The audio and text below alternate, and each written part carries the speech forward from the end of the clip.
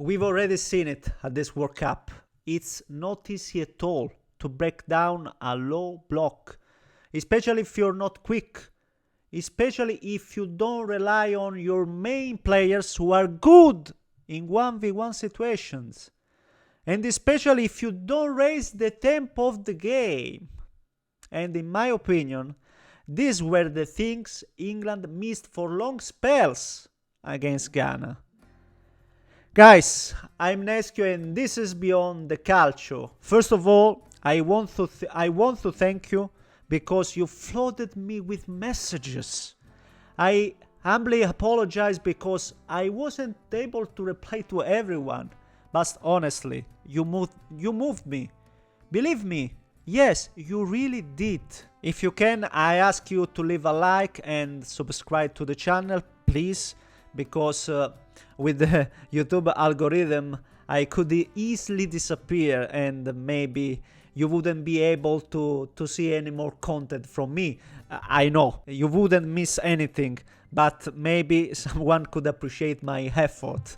And going back to football and going back to England against Ghana, I have to be honest, I didn't expect to see these difficulties. But at the same time, I didn't expect Ghana to defend with absolutely everyone behind the ball. And this is the first thing we have to say. Ghana didn't just defend randomly. They defended with order, with discipline, with compactness. They made the pitch feel very small for England. In the first half, Ghana rarely even crossed into England's half. But England, despite having so much of the ball, didn't really have them. And there's one statistic that for me says almost everything about the match. The first half had no shots on target. Not from England, not from Ghana, and that's incredible. Because England had a lot of possession, almost total control of the ball, but without real penetration. Possession is important, of course, but possession without speed, without movement, without players who beat their men becomes sterile, no? And against a low block, if you become predictable, you're doing exactly what the opponent wants. Ghana wanted England to move the ball from side to side, no? Ghana wanted England to become impatient. Ghana wanted England to cross without real conviction. And for large parts of the match, England fell into that trap. In the second half, England were forced to push even more players forward. And there, Ghana even had some important chances to try to win the match, to be honest. On one occasion, Konsa, with a challenge on the edge of legality, saved England from a huge threat. And this is another thing we have to underline. England didn't only fail to win the match. At some points, England could even have lost it. Because when you attack without balance, when you push so many players forward, and when you still don't find the goal, you give the opponent space to counterattack. And Ghana, especially in the second half, started to believe. They started to run into those spaces. They started to create some dangerous moments. So, yes, England were frustrated because they expected to win. But when you can't win, the first thing is don't lose it. And England weren't far away from losing it. But as I said before, for me, England lacked speed. They lacked tempo.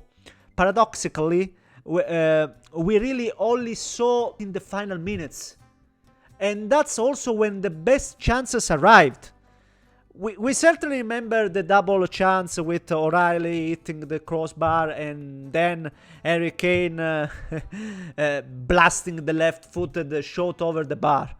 And let me say this, from a player like him, a sensational player, I expect him to score there. No, I expect him not to miss there. I expect champions like him to solve this kind of match. In that situation, he lacked composure. attention, I love Kane, you know that. I think he's a magnificent footballer, but in that moment, if you want to win these difficult matches, your big players has to make the difference, because that was the chance.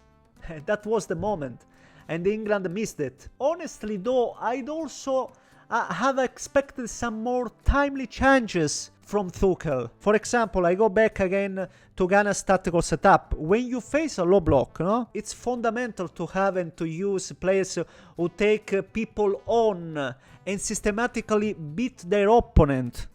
So a player like Saka, but Rashford as well, I'd have brought them on a bit earlier, or I'd even have started at least one of them.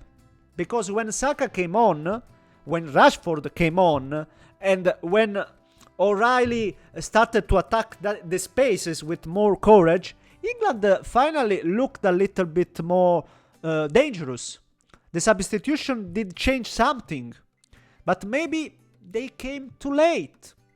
For example, Madueke was very inaccurate, no? Too many mistakes, but obviously I wouldn't blame only one individual, no? The whole team looked a bit more flat to me. Compared to the first match, England found themselves facing an opponent that was completely different in terms of tactical setup and even on physicality. Against Croatia, England showed firepower. Against Ghana, England saw the other side of the World Cup, no? The dirty side, the uncomfortable side, the side where you have the ball, you have the names, you have the expectation, but the opponent refuses to give you space. And this is exactly where England need to improve. Not because they're not strong. They are strong, of course. Not because the tournament is compromised. It's not compromised at all. But because if you want to win a World Cup, you need to win different types of matches. You need to win emotional matches. And you need to win ugly matches against low blocks once again. And against Ghana, England didn't find the key. And for Tuchel, this has to be the main reflection. And I repeat, in the first round, we saw teams like Portugal, Spain and Brazil struggle.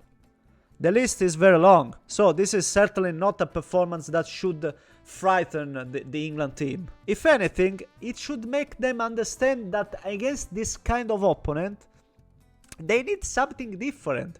And considering the variety of players available to the German manager, I think the greater responsibility belongs to him. But obviously, a result like this changed absolutely nothing in England's journey, because I'm fully convinced that against Panama, there could even be a big win. I'm still sure that England will qualify top of the group. All things considered, I'll still like to say a few words about the so-called underdogs like Ghana. They may clearly have less technical quality, but they are able to compensate with good tactical organization. They pack the bus in front of goal, yes, but if you're not united, if you're not compact, you still don't get the result. Instead, so many of these teams are showing that they really do have the strength to be competitive. And maybe this means some matches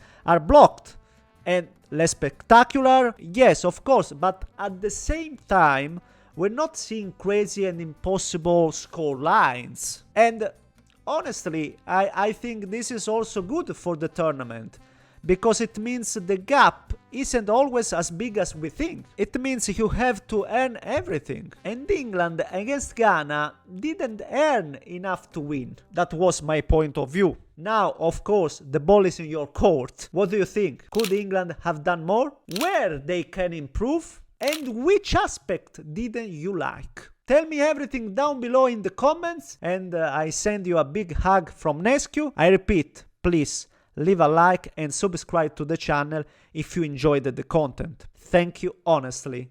Ciao.